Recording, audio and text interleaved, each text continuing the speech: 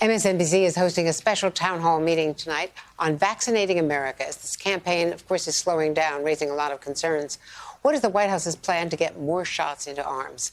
President Joe Biden will be joining my colleague Lawrence O'Donnell at 10 Eastern, and then Lawrence will be joined by Dr. Anthony Fauci, Surgeon General Dr. Vivek Murthy, HHS Secretary Javier Becerra, and Moderna vaccine developer Kizzmekia Corbett will all be answering audience questions.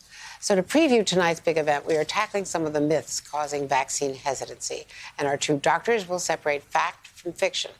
Joining us now, Dr. Kavita Patel, who is our medical advisor for the town hall tonight. She's a former White House health policy director to President Obama, and Dr. Zeke Emanuel, the vice provost of global initiatives at the University of Pennsylvania, and a former member of the Biden transition COVID-19 advisory board. So we've got great doctors here. Kavita, let's start sorting out some of these myths, starting with myth number one. Let's say people say, I had COVID-19, so I don't need to get a vaccine. True or false? Yeah, false, Andrea. It's very much recommended that if you've had COVID-19, we encourage you to get a vaccine for a simple reason. We don't know how long your immunity from COVID-19 lasts. And furthermore, the vaccines have been proven to boost immunity if you've had COVID-19 and help protect against these concerning variants, which probably cropped up after your infection and could be responsible for future infections. And so let's talk about myth number two. To Dr. Zeke, people are worried about long-term effects. The myth is, are they worried about long-term effects? What's the fact on this? Well, first of all, we've administered 1.3 billion doses of this vaccine worldwide, and over 320 million people have gotten both doses. And we've seen very, very few side effects. The most serious side effect was the clotting from the J&J vaccine and the AstraZeneca vaccine. And those occurred very shortly after people were vaccinated, within 2 weeks. We now have plenty of people who have been out 6 months, and we're simply not seeing a lot of side effects. Contrast that with getting COVID, which we know has lots of long-term side effects. We call those long haulers. The vaccines are much, much safer in the short term and in the long term compared to getting a COVID infection. Okay. Now, myth number three, Dr. Patel, women worry about how the vaccine will impact their fertility or their pregnancy. All the vaccines really do is create your own body to develop the antibodies and the immunity against COVID-19. So people are worried that somehow these are substances being injected that will alter their cells or prevent them from getting pregnant. Simply not true. There has been no effects on fertility. And in fact, just to Dr. Emanuel's point, if you're pregnant or trying to get pregnant, COVID-19 itself can cause more devastating effects. And we know that. So very important for young women, women of any age, to remember it's a very safe vaccine, does not interfere with pregnancy, and can in fact help you if you are pregnant or want to get pregnant from getting COVID-19, which is far worse. And Dr. Emanuel. Can I add on to that? Sure, Andrea? of course. More than 100,000 women who've been pregnant have gotten this vaccine, and we have not seen any side effects that are special in pregnancy. In addition, women who are pregnant generate antibodies, and those antibodies go to the fetus, and also when they begin to breastfeed the baby after delivery, they go to the baby, protecting the baby from this devastating virus. So it's a plus when it comes to pregnancy, and no side effects. Dr. Zeke, what I also wanted to ask you about is concerns about the new mRNA technology. Can you address that? Yes. So first of all, this mRNA technology has been in development for nearly 30 years. It's not, as it were, new. It had initially some inflammatory side effects that prevented it from being used as a vaccine or a therapeutic.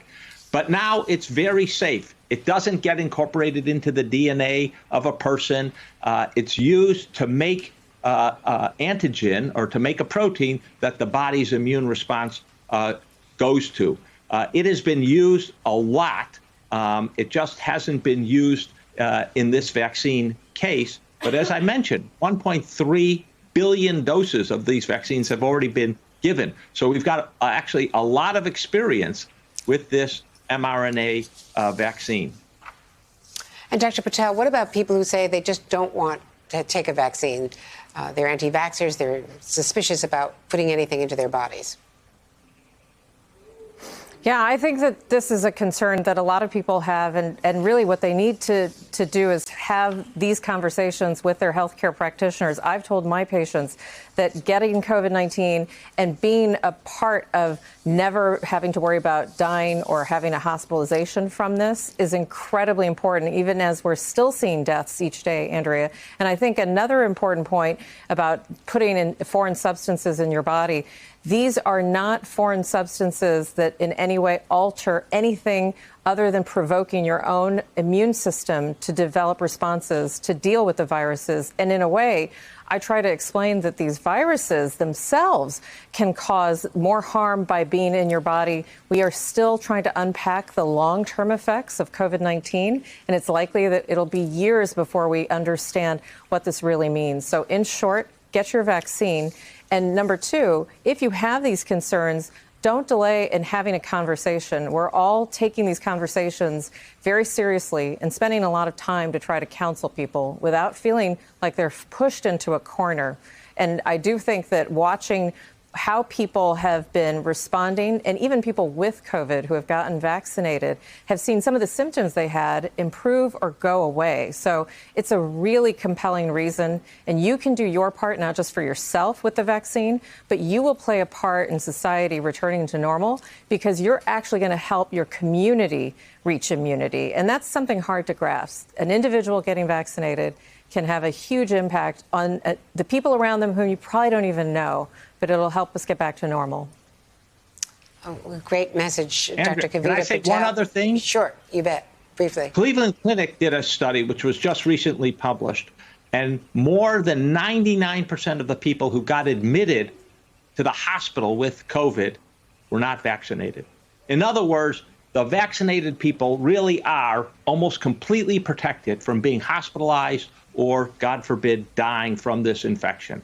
That should be compelling reason enough for everyone who has the opportunity to get vaccinated to avoid hospitalization and, God forbid, avoid death. And we have very, very solid data that vaccines prevent those dire outcomes. And not only protect yourself, you can have a more normal life, and you're protecting the people around you and getting the society back to normal, as Dr. Kavita Patel said. Dr. Patel, thank you so much. Dr. Zeke Emanuel, we're looking forward to tonight. Thanks so much for being with us on this. And make sure to tune in for Vaccinating America, an MSNBC town hall event. As Lawrence O'Donnell sits down with President Biden and Dr. Anthony Fauci, Surgeon General Vivek Murthy, HHS Secretary Javier Becerra to answer your questions. That's all tonight at 10 Eastern, right here on MSNBC. Hey, thanks for watching our YouTube channel. You should know that you can follow today's top stories and breaking news and catch up on your favorite MSNBC shows all in one place. Download the NBC News app today.